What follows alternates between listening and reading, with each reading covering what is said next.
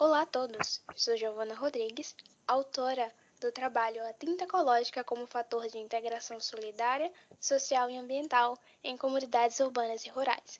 Junto comigo, o professor orientador Antônio Olavo de Souza, Giovana Carolina da Silva Monteiro, Jéssica Carvalho dos Santos e Juliana Rodrigues do Nascimento.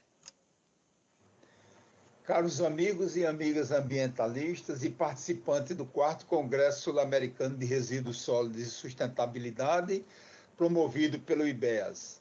A nossa apresentação tem como objeto de estudo a permacultura e a nossa temática é um relato de experiências exitosas através do preparo e utilização da tinta ecológica como um fator de integração, envolvendo solidariedade, sociabilidade e participação em comunidades carentes do Rio Grande do Norte. Eu sou o professor do IFRN Antônio Olavo e sou acompanhado em nossas oficinas nos últimos 2 anos por 5 alunos do curso técnico em controle ambiental que estarão apresentando os demais tópicos nos slides mais à frente. Acreditamos que 2 motivos principais deram origem aos ideais da permacultura no mundo, no meu entender. Eu acredito que as conclusões das reuniões do Clube de Roma em 1970, que entenderam que a sociedade precisava rever a sua capacidade de consumo e que era necessário controlar o crescimento industrial à época, sob pena do rápido esgotamento dos recursos naturais, pregando inclusive o crescimento zero para possibilitar um maior equilíbrio planetário, já naquela época, quando tínhamos pouco mais de 3 bilhões de pessoas no mundo. Do relatório de Roma, em 1970, nós tivemos 2 cientistas australianos idealistas, o Bill Mollison e o David Holmgren, que desenvolveram teorias que imaginava que havia também outras formas de encontrar-se o equilíbrio possível na sociedade, controlando o crescimento da economia linear, de extrair, processar e descartar os resíduos, adotando-se novas filosofias de produção e de vida, com base na elaboração, implantação e manutenção de ecossistemas produtivos capazes de manter a biodiversidade do planeta, a resiliência e a estabilidade dos ecossistemas naturais, para promover energia, moradia e alimentação humana de forma mais simples, de forma saudável e harmoniosa com o ambiente e com a natureza.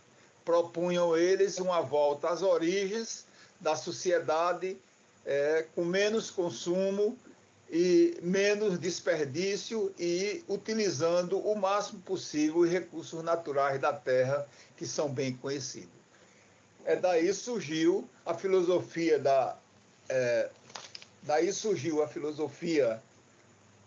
da tinta ecológica, que se baseia fundamentalmente e racionalmente na terra. A terra tem 8 cores diferentes que nós estamos apresentando nos slides, bem como a água disponível na natureza, mas também que passa por um processo de consumo que leva comunidades e países a não ter água, ter que usar os dessalinizadores para poder prover a sua sociedade do mínimo de água para se alimentar e cozinhar. Então, a tinta ecológica tem como fundamento, como as meninas vão mostrar mais à frente, as 8 cores da terra, além da água, as resinas retiradas das plantas,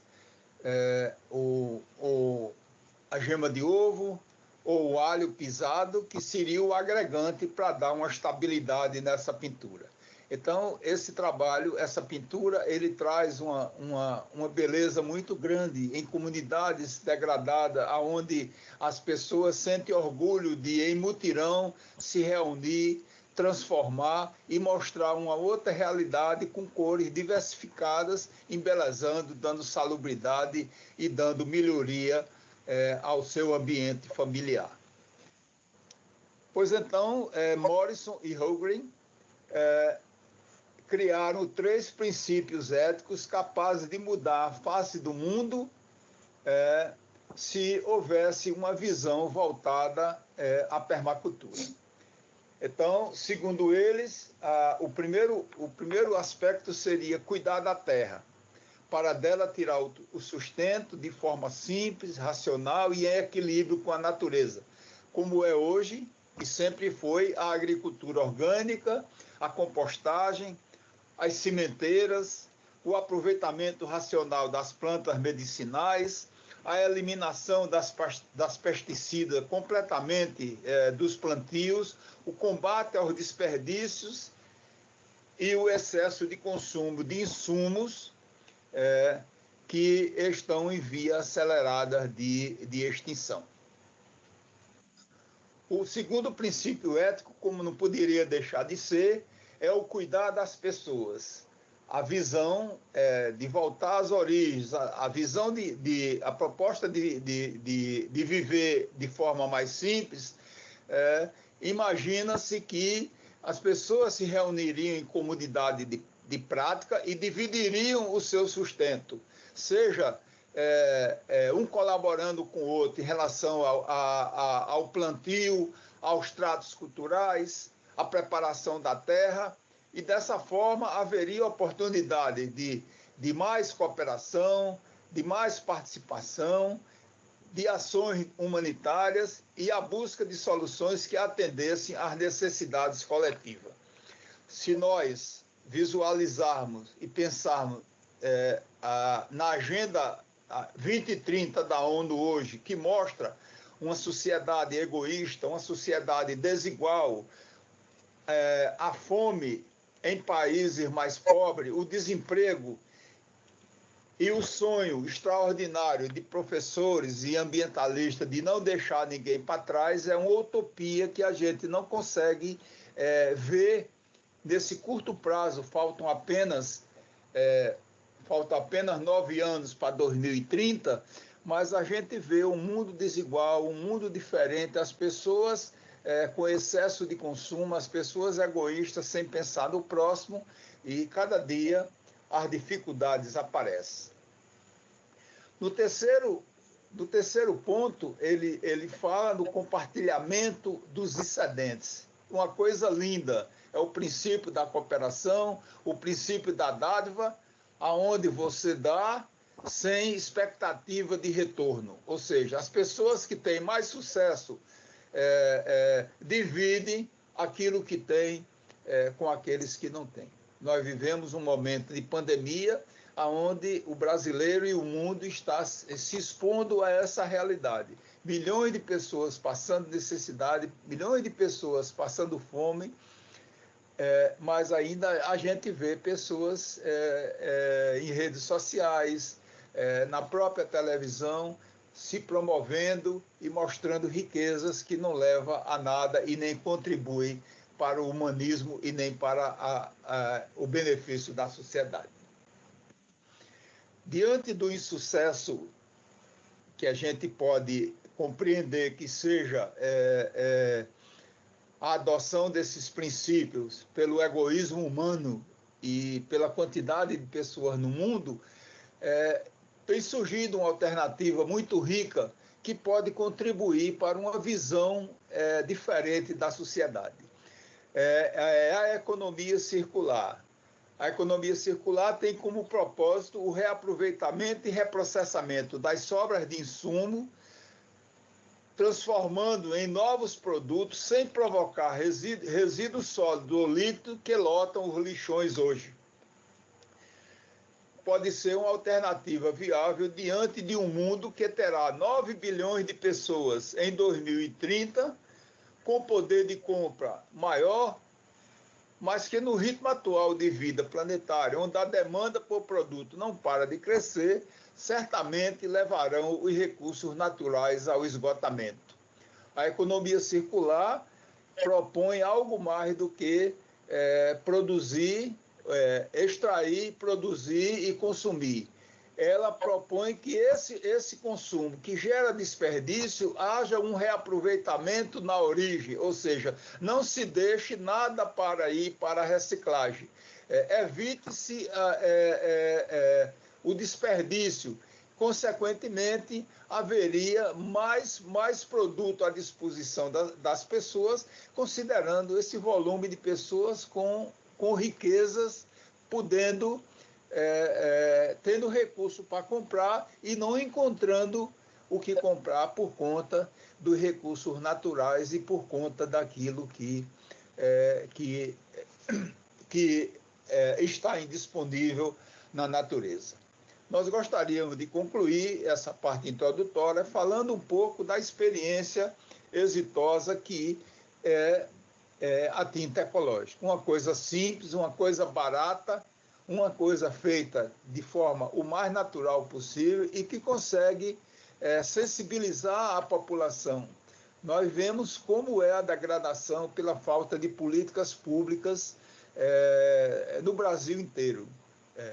Então, muitas vilas residenciais, elas estão degradadas, elas estão caminhando para um favelamento, e o que a gente percebe é que há uma possibilidade de você embelezar, de você melhorar a autoestima da população, fazendo com que essas pessoas, sob a forma de mutirões, de forma cooperada, se unam para preparar a tinta, para aplicar a tinta, cada um escolhendo a bonita cor que quer para a sua casa. A terra está aí para nos ofertar essa beleza de cores e as pessoas ficam felizes, ficam satisfeitas, ficam motivadas com aquilo que elas conseguem ver e automaticamente nós nos sentimos felizes por chegar junto com esse projeto de extensão. Em 3 anos, de 2017 para cá, nós já pintamos 104 casas e esse trabalho fora as ações individuais em escolas, fora as ações individuais em locais públicos, onde há um sentimento de estima. As escolas sentem e percebem que não gostaria de ver pintado só um muro degradado, gostaria de ver a sua escola pintada, que não é pintada há 5 anos. Então, em mutirão, com a ajuda de professores, com a ajuda de colegas, com a ajuda de outras pessoas, compra-se os materiais e nós desenvolvemos a mão de obra. Assim como um trabalho desenvolvido numa associação de portadores de necessidades, no município de João Câmara, que vocês verão nos slides, que mostra esses alunos melhorando a sua habilidade, melhorando a sua condição psicomotora, mexendo a tinta, colocando a tinta nas paredes, colocando a tinta nos lugares aonde eles acham que necessária como uma atividade recreativa que faz com que melhore a sociabilidade e faz com que eles cresçam como pessoa e como pessoas discriminadas numa sociedade, numa cidade pequena, pois esses jovens levaram até a vida adulta sem sair de casa, com medo de serem ridicularizados na comunidade.